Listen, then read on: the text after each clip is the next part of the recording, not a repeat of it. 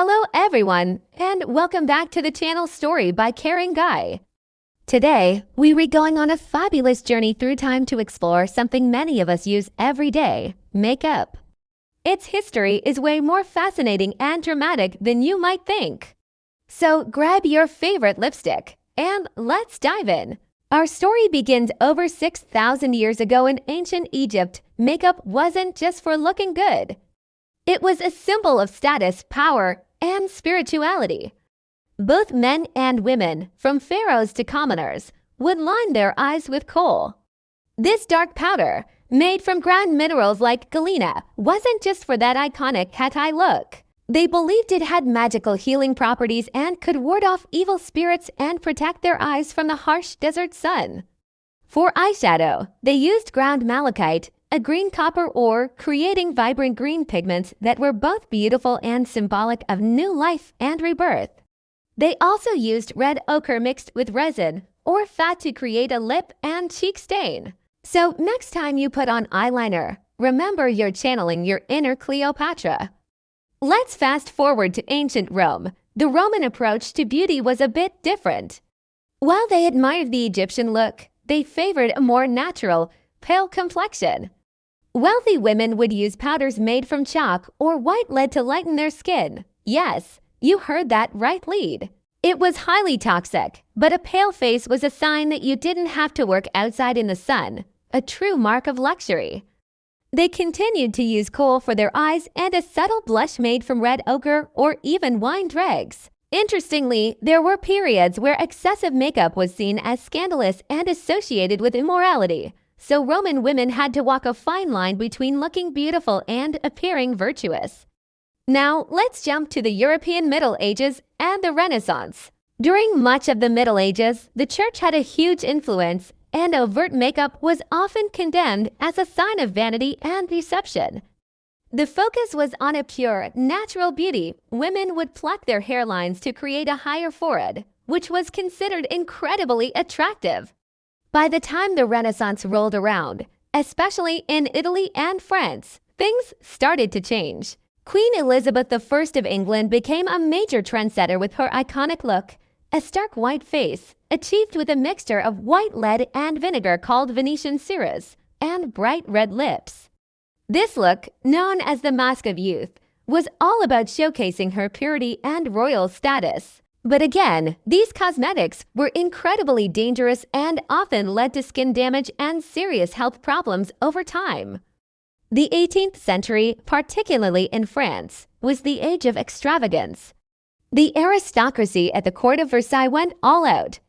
We're talking heavy white face powder, dramatic pink blush applied in perfect circles on the cheeks, and even beauty patches, small pieces of silk or velvet cut into shapes like hearts or stars and placed on the face to draw attention to certain features or cover blemishes. It was a highly artificial and theatrical look. Men participated just as much as women, powdering their faces and wearing elaborate wigs. Makeup was a performance, a way to display your wealth and social standing in a very competitive courtly environment. Then came the Victorian era in the 19th century. Queen Victoria herself declared that makeup was improper, vulgar, and only suitable for actors or prostitutes. This pushed cosmetics underground. Respectable women were expected to have a natural, fresh-faced look, achieved through invisible means. Instead of blush, they might pinch their cheeks or bite their lips to bring color to them before entering a room. Skincare became more important, with homemade creams and lotions made from things like oatmeal, honey, and roses. It was a time of subtlety and secrecy, a complete 180 from the flamboyance of the previous century. Everything changed in the 20th century. The rise of Hollywood and the silver screen created new beauty icons. Stars like Clara Bow and Theda Bara popularized the smoky eye, dark lipstick, and the vamp look of the 1920s. For the first time, mass-produced, safe, and accessible makeup brands like Maybelline and Max Factor started to emerge. Makeup was no longer just for the rich or the rebellious. It was for every woman. Each decade brought its own signature style. Think of the glamorous red lips of the 40s and 50s, the bold wing eyeliner and pale lips of the 60s, the natural, sun-kissed glow of the 70s, and the bright, bold colors and heavy blush of the 80s. And that brings us to today. The 21st century is defined by its diversity and individuality. Thanks to social media and beauty influencers, trends change faster than ever. We've seen everything from the full coverage Instagram brow and contouring craze to the current trend of clean girl aesthetics and minimalist makeup. The beauty industry is more inclusive than ever before, with brands offering wider shade ranges and celebrating all types of beauty. Today, makeup is a tool for self-expression. You can use it to feel confident, to be creative, to transform yourself, or to simply enhance your natural features. The choice is entirely yours.